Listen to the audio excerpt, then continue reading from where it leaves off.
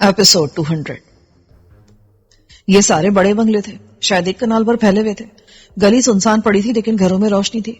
सिर्फ शहला का बंगला तारीख था, यानी वो अकेली रहती थी, वरना बंगले में अंधेरा ना होता। शहला का ताल्लुक एक जद्दी पुश्ती रईस जागीरदार घराने से था, इसलिए उसकी दौलतमंदी में शुबा नहीं था। फिर वो जिस फितरत की औरत थी, उसके अंदर दौलत की भूख थी। उसने मजीद दौलत कमाने के तरीके भी आजमाए होंगे। मुमकिन है यह बंगला उसका हो या उसने किराए पर हासिल किया हो। दरवाजे के साथ कहीं कोई नेम प्लेट नहीं थी जिससे पता चलता कि साहिब खाना कौन है। मैं उतरकर गेट तक गया। पहले मैंने सुनगुन ली। एहतियातन मैंने चेहरा नीचे रखा क्योंकि अंदर किसी सिक्योरिटी कैमरे की मौजूदगी मुमकिन थी जो गेट तक आने वाले किसी भी फर्द की तस्वीर ले सकता था। गेट की झिरियों से मैंने अंदर का जायजा लिया और फिर बेल बजाई। बाहर आवाज नहीं आई थी। बेल या तो अंदर थी या फिर बंद थी। मैं वापस वसीम के पास आया।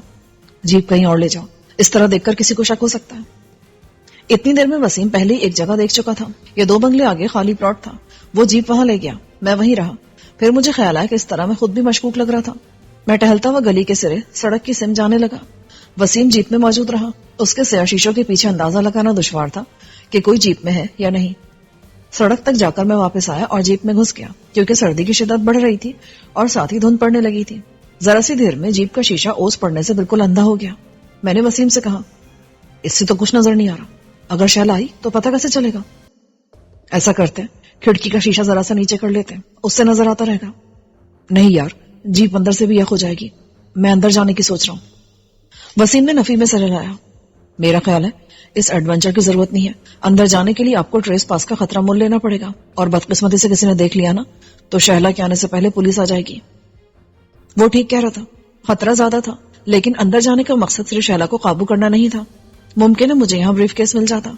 अगर सिर्फ शहला को काबू किया जाता तो उसे जल्दी यहाँ से ले जाने के चक्कर में हम ब्रीफ केस आसानी से तलाश नहीं कर सकते थे। मैंने वसीम को ब्रीफ केस के बारे में अपने ख्याल से आगाह किया तो उसकी सोच बदल गई। आप ठीक कह रहे हैं, हम मौके से फायदा उठाकर अगर ब्रीफ केस हासिल कर लें तो उसके बाद शहला जाए जहन्नुम में। आप गेट तो फलांग सकते हैं लेकिन अंदर ताले कैसे खोलेंगे? मुमकिन है मुझे कोई दरवाजा खुला मिल जाए। खिड़कियों पर तो ग्रिल नजर आ रही है। वैसे जनाब, शहला इतनी लापरवाह औरत है नहीं। मैं देखता हूँ कि कोई रास्ता मिल जाए, कोई पिन या कोई सख्त तार वगैरह। वसीम ने नीचे उतरकर टूल बॉक्स से मुझे इस किस्म के तार और पिनें दी जिनसे किसी ताले को खोला जा सकता था। पिस्तौल मेरी जैकेट की जेब में था। धुंध की वजह से मुझे आसानी थी। 10 गज बाद चीजें धुंधली दिखाई दे रही थी। मैं आसानी से गेट फलांकर अंदर दाखिल हुआ। कुत्ते का ख्याल मुझे बाद में आया क्योंकि अभी मेरे पांव फर्श से लगे ही थे कि कुत्ते के भौंकने की आवाज आई। अगरचे आवाज कहीं दूर से आई थी लेकिन मेरा खून फौरन खुश्क हो गया। मैंने बेसाख्ता पिस्तौल निकाला। कुत्ता अगर सामने से आता तो मैं आसानी से उससे निमट सकता था, लेकिन अगर वो दाएं बाएं कहीं झाड़ियों से नमूदार होता तो मेरे पास उससे निमटने के लिए वक्त कम रह जाता। शैला की कोठी में लॉन का रकबा इतना नहीं था लेकिन उस पर आराइशी झाड़ियों समेत बहुत कुछ लगा था। लेकिन पहली आवाज के बाद कुत्ता कहीं से नमूदार नहीं हुआ। मैंने हल्की सी आवाज निकाली कि अगर कुत्ता कहीं हो तो तशरीफ ले आए। अभी तो मैं होशियार था, बाद में वो बेखबरी में मुझे आन लेता तो मैं उसका मुकाबला नहीं कर सकता था। मगर कुत्ता इस बार भी ना आया। मैंने आस पास देखा। गेट के दोनों तरफ लॉन था जिसमें कराटा की बाड़ लगी थी। आहिस्ता आहिस्ता मैंने आगे पीछे के पूरे लॉन का मुआयना कर लिया। कुत्ता कहीं और था, शायद पड़ोस में। मैं घूमकर कोठी के पीछे आया। उस तरफ कई खिड़कियां थी लेकिन सिवाय सिर्फ एक के सब पर ग्रिल लगी थी। मुझे ताज्जुब हुआ कि उस पर ग्रिल क्यों नहीं है। मैं उसे छूने जा रहा था कि मेरी छठी हिस्से ने मुझे खबरदार किया। मैंने खिड़की की जाली को हाथ लगाने के बजाय अपने पास मौजूद तार उस पर खींच मारा। फौरन ही जाली से चिंगारियां फूटी। उसमें किरण दौड़ रहा था। यह ट्रैप था। चोरों की तरह आने वाला फौरन उस खिड़की की तरफ मुतवज्जो होता और अंदर जाने की कोशिश में मर जाता। यह ट्रैप बता रहा था कि अंदर कोई चीज थी जिसकी हिफाजत किलीस को लगाया गया था। मैंने टॉर्च रोशन की और खिड़की का मुआयना किया लेकिन मुझे कहीं कोई तार जाली को छूता दिखाई नहीं दिया। यह सिस्टम अंदर से था। मैं ज्यादा देर टॉर्च नहीं जला सकता था। आसपास घरों में से कोई देख सकता था। मैं पलटकर सामने वाले हिस्से में आया। गेट के पास सर्किट ब्रेकर और स्विच बोर्ड लगा था। यह पुराने तर्ज की कोठी थी जिसमें इस किस्म की चीजें बाहर होती थी। आजकल लोग स्विच बोर्ड और सर्किट ब्रेकर घर के अंदर लगाना पसंद करते हैं ताकि किसी किस्म की खराबी की सूरत में उनको घर से बाहर ना जाना पड़े। मैंने मेन स्विच बंद किया और दोबारा जाकर जाली पर तार मारकर चेक किया। इस बार चिंगारियां नहीं उड़ी थी। फिर भी मैंने डरते डरते खिड़की को हाथ लगाया। यह एल्युमिनियम की खिड़की थी जिसका एक फिक्स पट था और 2 स्लाइड करने वाले थे। बाहर वाला पट फ्लाई नेट का था जिसे मजीद मजबूत करने के लिए उस पर लोहे की बारीक जाली लगाई गई थी और करंट उसी में दौड़ रहा था। मेन स्विच ऑफ करने से करंट रुक गया। मैंने जोर लगाकर पट खिसकाया और फिर अंदर वाला भी खिसकाकर कमरे में दाखिल हो गया। ये किचन के साथ लाउंज था। मैंने जल्दी से खिड़की के दोनों पट बराबर की और फिर टॉर्च की रोशनी में मकान के अंदर का जायजा लेने लगा। کھڑکیوں پر تبیز پردے تھے، اس لیے روشنی باہر جانے کا کوئی امکان نہ تھا. البتہ میرے کان باہر کسی آہٹ پر مرکوز تھے. آنے والوں کا پتہ آوازوں سے چلتا. میرے پاس موبائل تھا اور میں نے اسے سائلنٹ کر کے وائبریٹ پر کر دیا تھا. اب وسیم یا کوئی اور مجھے کال کرتا تو مجھے پتہ چل جاتا.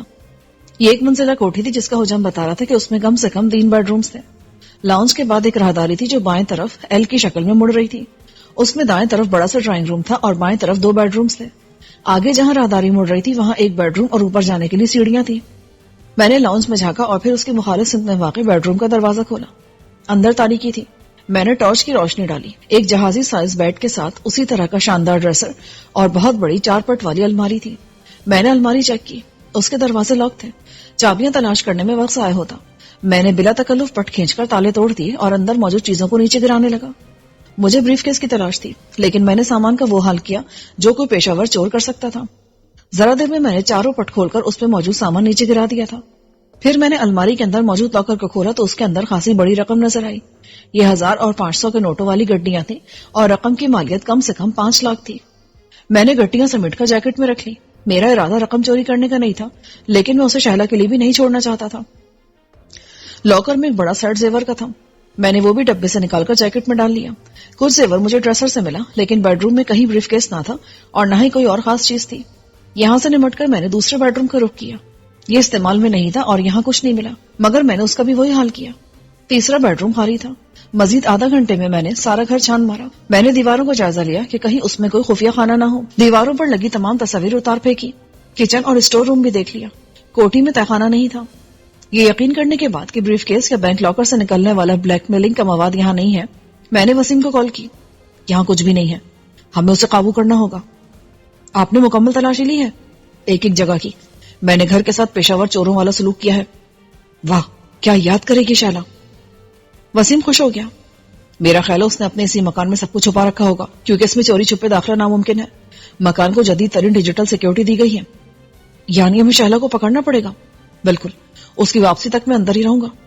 لیکن وہ مکان میں گھستے ہوشیار ہو جائے گی. اچھا یاد دلایا. مکان میں گھستے ہی نہیں بلکہ گیٹ پر پہنچتے ہی کیونکہ میں نے مین سوئچ آف کر دیا ہے اور ڈور بیل کے ساتھ جلنے والی سرخ LED آف ہوگی. تم ہوشیار رہنا. جیسے ہی وہ آئے مجھے خبردار کر دینا.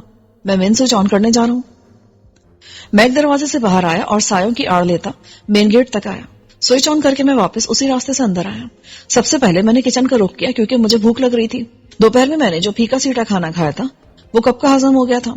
میں نے ایک چولہے پر پھر سے دستیاب ہونے والے انڈوں کو ابالنے کے لیے رکھا اور دوسرے چولہے پر کافی کا پانی چڑھا دیا. ڈبل روٹی تھی اور ساتھ میں مکھن پنیر سب دستیاب تھا. میں نے مال مفت سمجھ کر ہر چیز کا دل کھول کر استعمال کیا. اس خود سافر ڈنر سے فارغ ہو کر میں نے وسیم کو کال کر کے باہر کا حوال لیا. میرا جی چاہ رہا تھا کہ سفیر کو اطلاع کر دوں لیکن نمبر انگیج جانے کا سوچ کر میں نے یہ کام وسیم کے سپرد کر دیا. جیسے ہی وسیم سے بات کر کے میں نے کال کاٹی فوراً ہی اسکرین روشن ہو گئی. سویرا کا نام جگمگا رہا تھا لیکن یہ کال منحوس صورت فتح خان کی تھی. میں نے کال پک کی. فتح خان کیا بات ہے؟ میں ذرا مصروف ہوں. میں جانتا ہے تمہاری مصروفیت. اس نے کہا تو ایک لمحے کو مجھے لگا کہ وہ جان گئے کہ میں کہاں ہوں. تم آج کل مرشد کے چکر میں ہے. وہ تو تم بھی ہو بلکہ شاید نادر کے بھی چکر میں ہو. میری جوابی کارروائی پر اسے ایک لمحے کو سانپ سونگ گیا. پھر وہ سنبھل کر بولا نادر اس کا میرے سے کیا تعلق؟ یہ تو تمہیں معلوم ہوگا لیکن اتنا تو تم جانتے ہو کہ وہ ایسا سانپ بن گیا ہے جس کی ریڑھ کی ہڈی ٹوٹ گئی ہو اور وہ صرف اپنی جگہ پڑا تل ملا سکتا ہے. نہیں میں نہیں جانتا اس کے بارے میں. فتح خان نے صاف انجان بن کر کہا تم کہتے ہو تو مان لیتا ہوں. اب کام کی بات کرو. تم نے گورا لوگ سے بات کیا؟ وہ مجھے منہ لگائیں گے تو میں بات کروں گا نا. اور میں کس منہ سے ان سے بات کروں جبکہ میری اپنی پوزیشن مشکوک ہے. تم چاہے تو کر سکتا ہے. کس سے؟ ڈیوڈ شاہ سے. کس خوشی میں؟ کیونکہ اگر ڈیوڈ شاہ چاہے تو اپنا حکومت کو راضی کر سکتا ہے. تو تم اس سے بات کیوں نہیں کر لیتے؟ تم ایک زمانے میں اس کے دستے ناراض بھی رہے ہو اور تمہیں شاید اس سے کوئی فرق نہیں پڑا تھا کیونکہ انگریز الٹے ہاتھ کا وہ استعمال نہیں کرتے جو ہم کرتے ہیں. فتح خان میری بات کا مطلب نہیں سمجھا. میں اس کا ملازم تھا. میں اس سے اس طرح بات نہیں کر سکتا. تم اس سے برابر سے بات کر سکتا ہے. تم اس سے برابر سے بات نہیں کر سکتے لیکن اس کی بھتیجی کو ٹریپ کر کے اس کا تاوان مانگ سکتے ہو. وہ دوسرا بات ہے. اور ڈیوڈ شاہ کو بھی کوئی اعتراض نہیں ہوگا. ایمن اس کا دشمن ہے. پھر تو اس کی خواہش ہوگی نا کہ اس کی جیکٹ نہ اترنے پائے. ہاں اس کا خواہش تو یہی ہوگا لیکن تم نہیں جانتے کہ اس کا سب سے بڑا خواہش کیا ہے. اگر وہ پورا ہونے کا چانس نظر آئے نا تو وہ ایمن کو چھڑوا سکتا ہے. میں اس کی بات سمجھ رہا تھا. اس سے مجھے شبہ ہوا کہ کہیں سارے کھیل کے پیچھے ڈیوڈ شاہ تو نہیں ہے. مگر فتح خان کے لیے ہیرے اور 5 کروڑ ڈالرز معمولی رقم نہ تھے اور ڈیوڈ شاہ یقیناً اسے اتنا معاوضہ نہیں دے سکتا تھا. فی الحال میں نے اس خیال کو مسترد کر دیا. لیکن فتح خان کی بات میں وزن تھا. ڈیوڈ شاہ وادی کے چکر میں تھا اور اس کے لیے میرے چکر میں تھا. اس لیے اگر میں ایمن کی خاطر اس سے بات کرتا تو وہ کم سے کم میری بات سن سکتا تھا اور ہو سکتا ہے اس کے بعد تصفیے کی کوئی صورت بھی نکل آتی. مگر میں اس سے بات نہیں کرنا چاہتا تھا. میرے دشمنوں میں ایک وہی تھا جو اس وقت خاموش بیٹھا تھا. اسے چھیڑنا سوئے ہوئے اژدہے کو چھیڑنے کے برابر تھا. فتح خان، تم ڈیوڈ شاہ کی بات چھوڑو، اپنی کرو. تم اپنے مطالبے میں لچک کرو تو ممکن ہے تمہیں تاوان مل جائے. میں اپنے مطالبے میں کمی تو اس وقت کرے نا جب دوسری طرف سے اس کا بات کیا جائے. میں نہیں سمجھتا تھا کہ یہ لوگ اتنا سور نکلے گا. میں تو سمجھتا تھا کہ تہلکا مچ جائے گا. میں تم سے متفق ہوں، لیکن برٹش حکومت کے رویے سے مجھے بھی مایوسی ہوئی ہے. اگر میرے کو رقم نہیں دے گا نا تو میں ایمن کو نہیں چھوڑے گا. فتح خان، اب تو مجھے لگ رہا ہے جیسے یہ سب تم اپنے لیے نہیں کر رہے ہو. کیا مطلب؟ تم یہ کام ڈیوڈ شاہ کے لیے کر رہے ہو؟ تمہارا مطلب ہے کہ میں 5 کروڑ ڈالرز کا ڈرامہ کر رہا ہے؟ فتح خان، شاید تمہیں بھی پتا ہے کہ تمہیں 5 کروڑ ڈالرز نہیں مل سکتے، لیکن ایمن ضرور اپنی جان سے جا سکتی ہے، اور اگر وہ بچ جاتی ہے تو اس میں بھی صرف ڈیوڈ شاہ کا فائدہ ہو سکتا ہے. وہ یوں چپ ہوا جیسے میں نے اسے لاجواب کر دیا ہوں.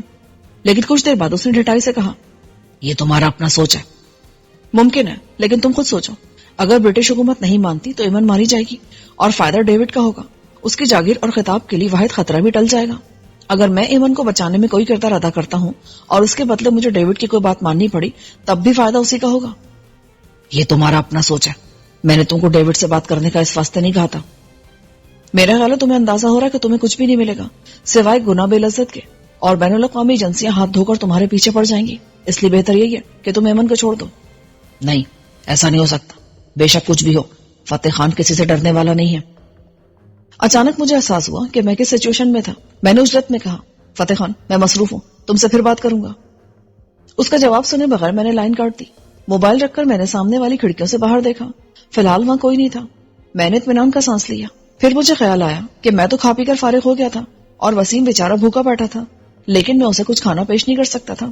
اس لیے میں نے اپنی جگہ رہنا مناسب سمجھا. رات کے 9 بجنے والے تھے. شہلا پتہ نہیں کہاں اور کتنی دیر کا ارادہ لے کر گئی تھی.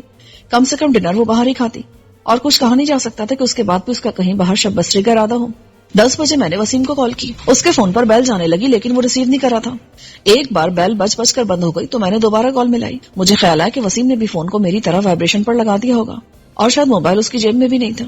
لیکن دوسری بار بھی بیل بجتی رہی اور وسیم نے کال ریسیو نہ کی تو مجھے خطرے کا احساس ہونے لگا. میں جھجری لے کر کھڑا ہو گیا. تعجب تھا کہ مجھے پہلے خیال کیوں نہ آیا کہ فتح خان کی کال اس وقت کسی آمد کی سازش بھی ہو سکتی ہے. جتنی دیر اس نے مجھے کال کی باہر کچھ ہو چکا تھا. فتح خان اور اس کے آدمیوں نے وسیم پر قابو پا لیا ہوگا. وسیم کے آدمی یہاں سے ذرا دور سپر اسٹور پر تھے. ان کو کیا معلوم کہ اس پر کیا گزر چکی ہے. پہلے میں نے سامنے سے نکلنے کا سوچا لیکن مجھے اس میں رسک نظر آیا. ممکن ہے دشمن منتظر ہوں کہ میں باہر آؤں تو وہ وسیم کی طرح مجھے بھی قابو میں کر لیں. میں نے کال کر کے ان کو پہلے خبردار کر دیا تھا. میں نے سیڑھیوں کا رخ کیا. اوپر سے میں دیکھ سکتا تھا، لیکن جب میں نے قدم باہر رکھا تو دھند اتنی گہری ہو گئی تھی کہ چند گز آگے کچھ نظر نہیں آ رہا تھا. آس پاس مکانوں کے لان میں روشن تیز لائٹس بھی مدھم پڑ گئی تھی. اسٹریٹ لائٹس کے تیز بلب زیرو کے بلب کی طرح ٹمٹما رہے تھے. اب میرے پاس باہر جا کر حالات کا جائزہ لینے کے سوا اور کوئی راستہ باقی نہیں بچا تھا. لیکن میری چھٹی حص نے مجھے پھر روکا. میں نے نیچے آ کر عبداللہ کو پھر کال کی اور اسے حالات سے آگاہ کر کے پہلے میں نے وسیم کے ان ساتھیوں کے نمبرز مانگے جو سپر اسٹور پر موجود تھے. عبداللہ نے مجھے نمبر نوٹ کراتے ہوئے کہا، میں آ رہا ہوں، اس وقت تک آپ باہر مت نکلیے گا. نہیں، میں اندر ہی ہوں. میں نے نمبر نوٹ کرتے ہوئے کہا. عبداللہ سے بات کرتے میں نے ایک نمبر ملایا. اس پر بیل جا رہی تھی لیکن کال ریسیو نہیں ہو رہی تھی. جب بیل خاموش ہو گئی تو خدشات کے ساتھ میں نے دوسرا نمبر ڈائل کیا. اس پر بھی بیل جا رہی تھی اور کال ریسیو نہیں ہو رہی تھی. خطرے کا سگنل تیز ہوتا جا رہا تھا. باہر کچھ ہو چکا تھا. حالات بتا رہے تھے کہ دشمن نے مجھے کال میں الجھا کر باہر کوئی کارروائی ڈال دی ہے. اب وہ منتظر تھے کہ میں باہر آؤں تو وہ مجھ پر قابو پا لیں. میں نے دوبارہ عبداللہ کو کال کی اور وسیم کے ساتھیوں کی خاموشی کی اطلاع دی. وہ فکر مند ہو گیا. جناب، باہر کوئی گڑبڑ ہوئی ہے، آپ دروازے اور کھڑکی اندر سے بند کر لیں. عبداللہ، میں گھر میں گھسا ہوا ہوں اور زیادہ دیر یہاں نہیں رک سکتا. اگر انہوں نے پولیس کو کال کر دی تو ہم 15 منٹ میں پہنچ جائیں گے. آپ کو بس اتنی دیر انتظار کرنا پڑے گا. دیکھتے ہیں دشمن اتنی مہلت دیتے ہیں یا نہیں. میں کال کاٹ کر لاؤنج کی طرف بڑھا. اسی لمحے کہیں سے شیشہ ٹوٹنے کی آوازیں اور کوئی چیز اندر آ کر گری. میں نے ٹارچ کا رخ اس طرف کیا تو فرش سے دھواں سا اٹھتا دکھائی دیا. میں پلٹ کر بھاگا. باہر سے گیس بم پھینکا گیا تھا، لیکن اس سے پہلے کہ گیس گھر کے دوسرے حصوں تک جاتی میں نے نشستہ کا دروازہ بند کر دیا، مگر فوراً ہی دوسری کھڑکیوں سے ایسے ہی گیس کے بم اندر آ کر گرے۔ گیس پھیلنے کی رفتار اتنی تیز تھی کہ 1 منٹ سے بھی پہلے گیس دوسرے کمروں میں بھی پھیل چکی تھی۔ میں سانس روک کے ایک باتھ روم میں جا گھسا، وہاں موجود تولیہ بھگو کر منہ پر رکھ لیا۔ مجھے لگا یہ آنسو گیس جیسی کوئی چیز ہے، لیکن جیسے ہی میں نے سانس لی میرا ذہن چکرا گیا۔ مجھ پر انکشاف ہوا کہ یہ آنسو گیس نہیں تھی، یہ کوئی زودسر گیس تھی جو بھیگے ہوئے تولیے سے بھی گزر کر اثر کرتی ہے۔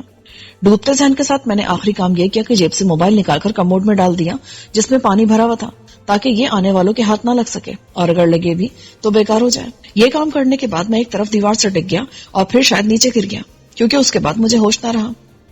فتح خان میرا وہ دشمن تھا جو تواتر سے میرے پیچھے کر رہا تھا۔ اسے دشمنی میں اونچ نیچ بھی ہوتی رہتی تھی، لیکن گزشتہ کچھ عرصے سے اس کی دشمنی میں ایک چونکا دینے والا عنصر بھی شامل ہو گیا تھا۔ وہ ہمیشہ اس سے وار کرتا جس طرف میرا دھیان بھی نہیں جاتا تھا، ہمیشہ اس وقت میرے پیچھے آتا جب میں اس کے بارے میں سوچتا بھی نہیں تھا۔ وہ ہمیشہ میرے ہوتے ہوئے کاموں میں ٹانگ اڑاتا تھا، لیکن اس بار ایسا لگ رہا تھا جیسے میں اس کے پھیلائے ہوئے جال میں پھنس گیا تھا۔ شہلا کی اس گھر میں موجودگی اور پھر ہمیں اس کی اطلاع ملنا ایک جال تھا۔ ہم نہایت ہوشیاری سے جال میں آن پھنسے تھے۔ یہ لازمی تھا کہ خالی مکان دیکھ کر ہم اندر گھسیں گے اور پکڑے جائیں گے، لیکن صرف میں اندر آئے تو انہوں نے تبدیل شدہ پلان کے ساتھ پہلے وسیم اور دوسروں کو گھیرا، اور پھر جب میں نے باہر آنے کے بجائے مدد طلب کی تو انہوں نے راست اقدام کیا۔ گھر میں یقیناً مائکرو فون لگے تھے اور میری باتیں کہیں باہر سنی جا رہی تھی۔ فتح خان نے میرے ساتھ یہ سلوک کیوں کیا تھا؟ وہ میرے اور میرے ساتھیوں کے ساتھ بلی چوہے والا کھیل کیوں کھیل رہا تھا؟ میں سمجھنے سے قاصر تھا۔ اس نے سویرا کو اتنے جتن اور خطرات مول لینے کے بعد اغوا کیا اور پھر حویلی پہنچا دیا۔ اگر اس نے مجھ پر قابو پانا تھا تو سویرا کو اپنے قبضے میں رکھنا بھی کافی ہوتا۔ کیا سویرا کو اس طرح حویلی پہنچانا اس کا ذاتی فعل تھا، اور مجھے ٹریپ کر کے پکڑنے کا کام وہ دوسروں کے ساتھ مل کر کسی کے لیے کر رہا تھا؟ ان سارے سوالوں کے جواب مجھے آنے والا وقت ہی دے سکتا تھا۔ ہوش میں آنے کے بعد میں نے خود کو ایک صاف ستھرے لیکن سادہ بستر پر پایا۔ کمرہ خالی تھا، یعنی اس میں سوائے اس بستر کے اور کچھ نہ تھا۔ ذہنی اور جسمانی حالت ٹھیک تھی، کہیں کوئی تکلیف یا چکر وغیرہ نہیں تھا، ہاتھ پیر بھی آزاد تھے۔ خود کو اکیلے پا کر میں نے اطمینان محسوس کیا تھا، کیونکہ امکان یہی تھا کہ انہوں نے وسیم اور اس کے ساتھیوں کو چھوڑ دیا ہوگا، ورنہ وہ بھی یہاں میرے ساتھ ہوتے، مگر یہ بھی ممکن تھا کہ وہ کہیں اور رکھے گئے ہوں۔ ایک بات یقینی تھی کہ میں اس بار پھر فتح خان کی گرفت میں آ گیا تھا، مگر کچھ دیر بعد مجھے ایک زبردست ذہنی جھٹکے سے دوچار ہونا پڑا۔ میں سوچ رہا تھا کہ کیا کروں کہ دروازہ کھلا اور پہلے 2 چاقو چوبند مسلح افراد اندر آئے۔ انہوں نے چھوٹے سائز کی لیکن تباہ کن شارٹ گن اٹھا رکھی تھی۔ ان کا بلٹ گردن سے ٹانگوں اور بازوؤں کے علاوہ کہیں بھی لگے تو جان لیوا ہوتا ہے۔ انہوں نے کمرے کے دونوں کونوں میں پوزیشن سنبھال لی۔ ایسا لگ رہا تھا جیسے میرے حرکت میں آتے ہی وہ فائر کر دیں گے، اس لیے میں نے حرکت کرنے سے گریز کیا اور استہزائی انداز میں بولا، کیا کسی اسٹریٹ وار کا امکان ہے؟ نہیں، یہ تمہیں کسی غلط حرکت سے روکنے کے لیے ہے۔ دروازے کی طرف سے آواز آئی۔ میں اچھل پڑا۔ دروازے پر ایک ویل چیئر میں نادر علی موجود تھا۔ اپنی معذوری سے قطع نظر وہ صحت مند اور ہٹا کٹا نظر آ رہا تھا، لیکن ویل چیئر بتا رہی تھی کہ وہ اپنی مرضی سے حرکت کرنے کے قابل نہیں ہے۔ اس کے دونوں ہاتھ ہتھیوں پر رکھے تھے اور ایک بیلٹ اس کے پیٹ سے ذرا اوپر بندھی تھی، جیسے اسے سہارا درکار ہو۔ اس کا مطلب تھا وہ بغیر سہارے کے ویل چیئر پر بیٹھ بھی نہیں سکتا تھا۔ اس کے عقب میں خوبصورت لڑکی تھی جو نرس کی یونیفارم میں تھی۔ پتہ نہیں وہ سچ مچ نرس تھی یا نادر نے اسے اپنی تسکین تباہ کے لیے رکھا ہوا تھا، نرس کی وردی پہنا کر۔ نادر کے مکروہ ہونٹوں پر شیطانی مسکراہٹ تھی۔ کیا بات ہے شہباز ملک، مجھے دیکھ کر حیران ہو رہے ہو یا ابھی تک پہچانا نہیں؟ شیطان کسی بھی روپ میں ہو، میں اسے پہچان سکتا ہوں۔ میں آلتی پالتی مار کر بستر پر بیٹھ گیا۔ ویسے تمہیں یہ لاؤ لشکر لانے کی کیا ضرورت تھی؟ تمہیں خدشہ تھا کہ اس بار میں تمہاری گردن توڑ دوں گا؟ اس کی آنکھوں میں شعلہ سلب کا، لیکن اس نے فوراً خود پر قابو پا لیا۔ شہباز، تم نے ہوش میں آنے کے بعد اندازہ لگا لیا ہوگا کہ فی الحال تم غیر دوستانہ ماحول میں نہیں ہو۔ فی الحال یعنی ماحول بدل بھی سکتا ہے۔ یہ تم پر ڈیپینڈ کرتا ہے۔ مجھ پر کیسے؟ میں تو تمہاری قید میں ہوں۔ ویسے میں سمجھ رہا تھا کہ یہ کام فتح خان کا ہوگا۔ کام فتح خان نے ہی کیا ہے، لیکن میرے لیے۔ تمہیں کیا ضرورت پیش آ گئی تھی مجھے اغوا کرانے کی؟ تم تو میرے خون کے پیاسے ہو رہے ہو، تمہیں تو چاہیے تھا مجھے اسی جگہ مروا دیتے، یا پھر تم اپنے سامنے مجھے مرتا دیکھنا چاہتے ہو؟ نادر دروازے سے ذرا ہی اندر آیا تھا۔ وہ بالکل محفوظ جگہ پر تھا۔ میں اگر اس پر حملہ کرنے کی کوشش کرتا تو بستر سے اترنے سے پہلے اس کے محافظ مجھے شوٹ کر دیتے، یعنی اسے مجھ پر قطعی اعتبار نہیں تھا کہ موقع ملنے پر میں اسے بخش دوں گا۔ وہ میرے لیے اس سے کہیں زیادہ بے اعتبار تھا۔ اس لیے یہ جان کر مجھے حیرت ہو رہی تھی کہ میں نادر کی قید میں تھا اور اب تک ٹھیک ٹھاک تھا۔ میری ایسی کوئی خواہش نہیں ہے، اور میں نے کہا نا، ماحول خراب ہونے کا انحصار تمہارے رویے پر ہے۔ میں نے تمہیں بات کرنے کے لیے یہاں بلوایا ہے۔ نہ جانا آج کل دشمنوں کو کیا ہو گیا ہے، جس کا دل چاہتا ہے بات کرنے کو مجھے اٹھوا لیتا ہے۔ مجبوری ہوتی ہے، کیونکہ تم سے رابطے کا اور کوئی ذریعہ نہیں تھا۔ حیرت ہے تمہارے حکم کے غلام فتح خان نے تمہیں بتایا نہیں کہ اس کا مجھ سے مستقل رابطہ ہے؟ فتح خان میرا ملازم نہیں ہے، اس نے مجھے معاوضے پر یہ کام کر کے دیا ہے. اگر اس کا تم سے کوئی رابطہ ہوتا تب بھی اسے بتانے کی کیا ضرورت تھی؟ یوں مین کہ فتح خان اور تمہارا آپس میں کوئی گٹھ جوڑ نہیں ہے اور وہ صرف عارضی طور پر تمہارے لیے کام کر رہا ہے؟ یہی بات ہے. تم ایک ایسے شخص سے کام لے رہے ہو جو تمہارے سگے بھائی مرشد کا دشمن بنا ہوا ہے اور اسے بے پناہ نقصان پہنچا چکا ہے. میں جانتا ہوں، میرا خیال ہے تم بھی بے خبر نہیں ہو کہ مرشد سے میرے اختلافات شدت اختیار کر گئے ہیں اور بھائیوں والی بات ماضی کا حصہ بن چکی ہے. اب مرشد کی سب سے بڑی خواہش ہے کہ میں جلد از جلد اس دنیا سے رخصت ہو جاؤں. تم دونوں آپس میں دشمن بن گئے ہو؟ یہ ایک الگ موضوع ہے. ٹھیک ہے، جو موضوع اس وقت مناسب ہو اس پر بات کرنی چاہیے. مثلاً مجھے یہاں کیوں بلوایا گیا ہے؟ میں دشمنی ختم کرنا چاہتا ہوں. نادر نے صاف لہجے میں کہا. یہ بات تو تمہارے بھائی نے بھی کی تھی. مرشد وہ کمینہ آدمی ہے، دھوکہ دے رہا تمہیں. اور تم شریف ہو، مجھے کیا الفاظ کا پاس رکھو گے؟ ورڈ آف آنر کا خیال رکھو گے؟ میں شریف آدمی نہیں ہوں. شہباز سنجیدہ ہو جاؤ، تم اس وقت بڑی مشکل میں ہو. جب سے تمہاری صورت دیکھی ہے کس چھوٹی مشکل کا سامنا نہیں کیا. بہرحال تم کہتے ہو تو میں ہو جاتا ہوں سنجیدہ. میں دشمنی کے اس باب کو ختم کرنا چاہتا ہوں. نادر، تمہاری بات میرے لیے اتنی ہی ناقابل یقین ہے جتنی کسی زہریلے سانپ کی جو کہے کہ میں نے ڈسنا چھوڑ دیا. اس کا چہرہ پھر بگڑا لیکن اس نے جلدی خود کو سنبھال لیا. ابھی میں تمہیں یقین نہیں دلا سکتا، لیکن جلد وقت آئے گا جب تم میری بات پر یقین کرنے پر مجبور ہو جاؤ گے، بشرطے کہ تم جہاں جا رہے ہو وہاں سے زندہ واپس آ سکو. 1 منٹ، کہاں جا رہا ہوں میں؟ جلد تمہیں پتا چل جائے گا. اس نے نرس کو اشارہ کیا. اس نے ویل چیئر گھمائی اور نادر کو وہاں سے لے جانے لگی. 1 منٹ نادر، میرے ایک سوال کا جواب مل سکتا ہے؟ نادر کے اشارے پر ویل چیئر رک گئی لیکن وہ بڑا نہیں. پوچھو. میرے ساتھ میرے 3 ساتھی اور تھے، وہ کہاں ہیں؟ یہاں صرف تم آئے ہو. وہ چلا گیا. اس کے جاتے اس کے دونوں گرگے بھی اسی مستعد انداز میں الٹے قدموں کمرے سے باہر نکلے اور دروازہ بند ہو گیا. نادر کے جواب سے بالکل واضح نہیں تھا کہ میرے ساتھی سرے سے لائے نہیں گئے یا ان کو اٹھا لیا گیا تھا لیکن کہیں اور رکھا گیا تھا. دروازے کے سامنے دیوار تھی. میں کہاں تھا اور کتنی دیر بے ہوش رہا تھا مجھے بالکل اندازہ نہیں تھا. کمرے کا ٹیمپریچر نارمل تھا اور مجھے اپنے لباس میں سردی محسوس نہیں ہو رہی تھی. میرے لباس سے ہر چیز نکال لی گئی تھی. میری کلائی سے گھڑی بھی اتار لی گئی تھی. البتہ میرے پیروں میں جوتے تھے. میں نے اپنے بازوؤں کا جائزہ لیا، پھر جسم کے دوسرے حصوں میں تکلیف محسوس کرنے کی کوشش کی. اگر میری بے ہوشی کو طویل رکھنے کے لیے مجھے انجیکشن دیا گیا تھا تو مجھے سوئی کی چبھن محسوس ہوتی، لیکن ایسی کوئی تکلیف نہیں تھی. اس کا مطلب تھا کہ میں زیادہ سے زیادہ 8 گھنٹے بعد ہوش میں آ گیا تھا اور ابھی صبح کا وقت تھا. شاید 5 یا 6 بجے تھے. بے ہوش ہونے سے پہلے میں نے ڈٹ کر انڈے پنیر کے سینڈوچز کھائے تھے، اس لیے پیٹ خالی ہونے کا احساس تھا لیکن بھوک نہیں لگ رہی تھی. وقت گزارنے کے لیے میں ورزش کرنے لگا. آدھے گھنٹے بعد میں تھک گیا اور پسینہ آ گیا لیکن سانس قابو میں تھا. مجھے یہ محسوس کر کے خوشی ہوئی کہ میرا اسٹیمنا بہتر تھا. پھر میری دبی بھوک چمک اٹھی، مگر دشمن کی قید میں کھانے پینے کی امید رکھنا بے وقوفی ہوتی ہے. اگرچہ مجھے کوئی تکلیف نہیں دی گئی تھی لیکن اس کا مطلب یہ بھی نہ تھا کہ وہ میری خاطر تواضع کرتے. جب میری تھکن اتر گئی تو میں نے دوبارہ ورزش کی.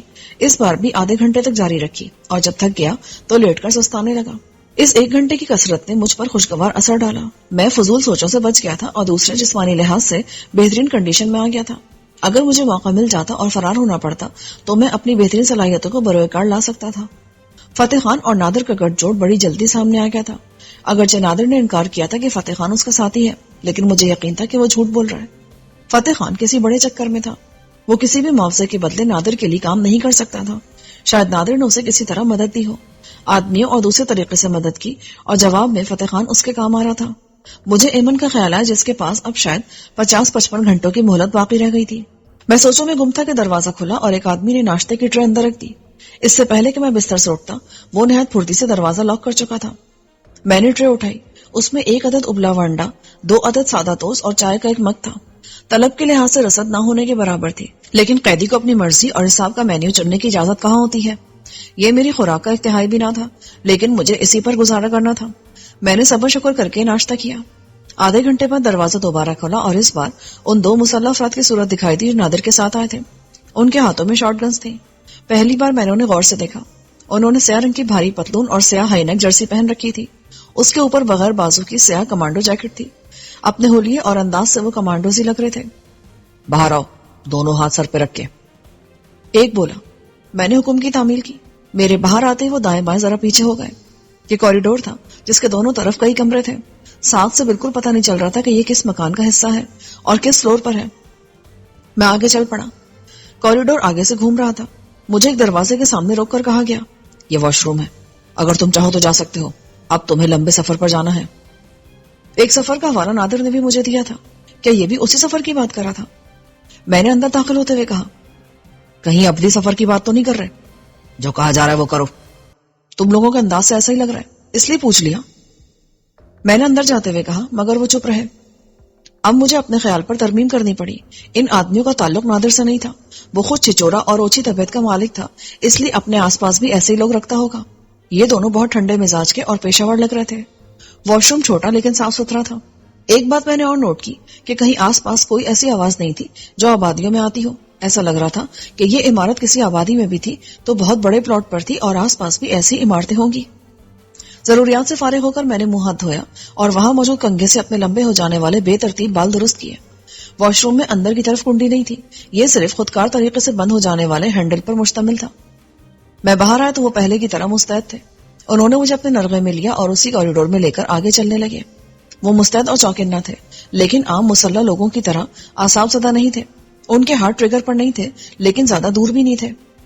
کوریڈور کے آخری سرے پر ایک دروازہ تھا، اسے کھولا تو میں نے خود کو ایک بند گیراج میں پایا۔ وہاں ایک پرانی ساخت کی اسٹیشن ویگن کھڑی تھی، اس کے پاس ایک چھوٹی سیاہ لیکن جدید اور طاقتور جیپ کھڑی تھی۔ اس میں سے ایک نے اسٹیشن ویگن کا دروازہ کھولا اور میری طرف دیکھا۔ اندر داخل ہو جاؤ۔ میں قدم مضبوطی سے جما کر کھڑا ہو گیا۔ اور اگر میں ایسا نہ کروں تو؟ وہ ہر قسم کی صورتحال کے لیے تیار تھے، اس لیے میرا جملہ مکمل ہونے سے پہلے ہی میری کمر پر عقب سے لات پڑی۔ میں بے ساختہ آگے گیا۔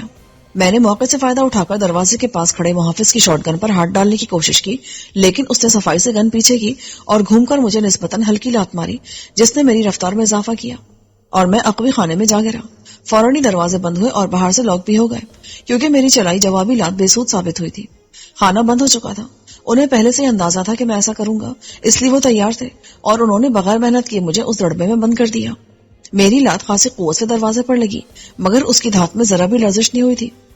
میں نے آج تک کسی اسٹیشن ویگن میں اس قسم کا خانہ نہیں دیکھا تھا۔ یہ خاص طور سے قیدیوں کو لانے لے جانے کے لیے تیار کرایا گیا تھا۔ یہ حصہ اندر سے کسی بھی ٹھوس فولادی باکس کی طرح تھا۔ اس میں چاروں طرف موٹی چادر چڑھی تھی اور اسے کسی صورت توڑا نہیں جا سکتا تھا۔ شاید یہ بلٹ پروف بھی تھی۔ دروازہ بند ہو گیا اور 1 منٹ بعد وین بے آواز طریقے سے حرکت میں آئی۔ کچھ دیر بعد میری سمجھ میں آئی کہ اصل میں وین کا یہ خانہ مکمل طور پر ساؤنڈ پروف تھا اور اس سے کوئی آواز باہر نہیں جا سکتی تھی۔ ایک بار پھر میرا شبہ بڑھنے لگا کہ مجھے اغوا کرانے کی کارروائی نادر کی نہیں ہو سکتی۔ وہ اس معاملے میں شامل تھا اور کسی وجہ سے اس کی مجھ سے ملاقات بھی کرائی گئی تھی، لیکن اس سارے چکر کے پیچھے کوئی اور تھا۔ نادر کو سامنے لانے کا مقصد شاید مجھے خوفزدہ کرنا بھی ہو سکتا تھا، اور سچی بات یہ تھی کہ کچھ دیر کے لیے میں سچ مچ خوفزدہ ہو بھی گیا تھا، مگر اس کا رویہ میری توقع کے بالکل خلاف تھا۔ پھر بھی مجھے لگ رہا تھا کہ اس کی اداکاری کی برف تلے میرے لیے نفرت کا لاوا موجود تھا۔ اگر سچ مچ اسی نے مجھے اغوا کرایا ہوتا تو اس وقت میں اذیت کے کسی ناقابل بیان مرحلے سے گزر رہا ہوتا۔ وین روانہ ہو گئی تھی، صرف ہچکولوں اور حرکت سے اندازہ ہوتا تھا کہ وہ چل رہی ہے، ورنہ آواز کوئی نہ تھی۔ اسی طرح اندر کا ٹیمپریچر معمول کے مطابق تھا، یعنی ہلکا سا سرد تھا اور مجھے اس میں کوئی تکلیف نہیں تھی۔ کچھ دیر بعد مجھے ایسا لگا جیسے وین کسی چڑھائی والی سڑک پر ہو جو سیدھی اور صاف ہو۔ اگر میں راولپنڈی اسلام آباد میں تھا تو اس وقت مری ہائی وے یا اس کی متبادل ہائی وے پر سفر کر رہا تھا، کیونکہ بلندی کی طرف جانے والی یہی 2 سڑکیں سیدھی اور ہموار تھی۔ ان میں گھماؤ پھراؤ کچھ دیر بعد آتا۔ اگر 15-20 منٹ بعد وین موڑ لینے لگتی تو میرا اندازہ درست ثابت ہوتا۔ میں ایک طرف ٹیک لگائے بیٹھا تھا۔ پہلا موڑ آیا تو وین واضح طور پر جھولی اور میں ایک طرف سرک گیا۔ اس کے بعد بار بار موڑ آنے لگے۔ دھات کے چکنے فرش پر میں پھسل رہا تھا، اس میں پکڑنے والی کوئی چیز نہ تھی، اس لیے میں پھسلنے پر مجبور تھا۔ تنگ آ کر میں نے پشت دائیں طرف لگائی اور پاؤں سامنے دیوار پر ٹکا دیے۔ اس طرح میں پھسل نہیں رہا تھا، لیکن یہ پوز بھی آرام دینا تھا، کیونکہ بیٹھ کر پاؤں دیوار سے نہیں لگ رہے تھے اور انہیں دیوار سے لگانے کے لیے مجھے ذرا نیچے ہونا پڑتا، میری کمر دوہری ہو جاتی۔ آدھے گھنٹے بعد کمر اس طرح دکھنے لگی کہ مجھے مجبوراً سیدھا ہو کر بیٹھنا پڑا، اور جب وین موڑ لیتی تو میں ذرا سا پھسلتا تھا، میرے پاؤں سامنے دیوار سے ٹکراتے تھے۔ بہرحال کمر کی تکلیف سے یہ بہتر ہی تھا۔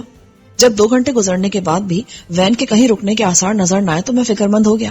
ہم مری یا اس کے گرد و نواح سے آگے نکل چکے تھے۔ اب مجھے کہاں لے جایا جا رہا تھا؟ ابھی میں چند دن پہلے تو پہاڑوں سے دھکے کھا کر واپس آیا تھا۔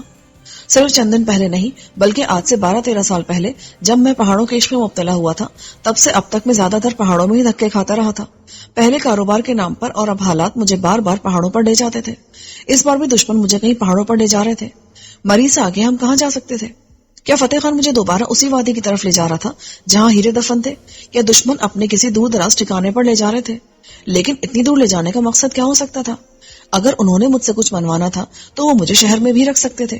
ان کے مقاصد یقیناً کچھ اور تھے. دونوں نگرانوں نے مجھے پہلے خبردار کر دیا تھا کہ مجھے طویل سفر پر بھیجا جا رہا ہے، اس لیے میں ضروریات سے اچھی طرح فارغ ہو جاؤں ورنہ راستے میں مجھے موقع نہیں ملے گا. مگر مجھے یہ معلوم نہیں تھا کہ راستے میں کسی بھی قسم کا موقع نہیں ملے گا اور یہ سفر نان اسٹاپ جاری رہے گا. راستے میں صرف 2 بار وین شاید 10-15 منٹ کے لیے رکی تھی، اور وہ بھی شاید ایندھن اور پانی وغیرہ ڈالنے کے لیے، کیونکہ اتنے طویل سفر میں انجن گرم لازمی ہو جاتا. اس کے بعد یہ سفر کوئی 10 گھنٹے لگاتار جاری رہا تھا. رفتار خاصی تیز تھی اور میرا اندازہ تھا کہ پہاڑوں پر بھی وین نے کم سے کم 400 میل کا سفر طے کر لیا ہوگا. مسلسل حرکت میں رہنے سے میرا جسم اس ردم کا اتنا عادی ہو گیا کہ جب وین اچانک رکی اور پھر رکی رہی تو کچھ دیر میرا جسم حرکت میں رہا تھا. ایک خیال یہ آیا کہ وین پہلے کی طرح 10-15 منٹ کے لیے رکی ہے، مگر فوراً ہی دروازوں کا لاک کھلنے کی آواز آئی اور جھٹکے سے دروازہ کھل گیا. دروازہ کھلتے ہی شدید سرد ہوا اندر گھسائی اور میں کانپ اٹھا. سامنے وہی دونوں مسلح نگران موجود تھے. ان میں سے ایک بولا، نیچے اتر آؤ، دونوں ہاتھ سر پر رکھ کر. میں نے کسی قدر مشکل سے جسم سیدھا کیا اور نیچے اتر آیا. رات ہو چکی تھی لیکن چاروں طرف برف کی سفیدی نمایاں تھی. وین ایک لکڑی سے بنے کیبن کے سامنے کھڑی تھی اور اس کی کھڑکیوں سے روشنی جھلک رہی تھی. وین کی آمد کی اطلاع اندر پہنچ گئی تھی اور اندر سے ایک طویل قامت شخص نمودار ہوا جس نے فوجی وردی پہن رکھی تھی. تاریکی میں ہونے کی وجہ سے میں اسے شناخت نہیں کر سکا تھا.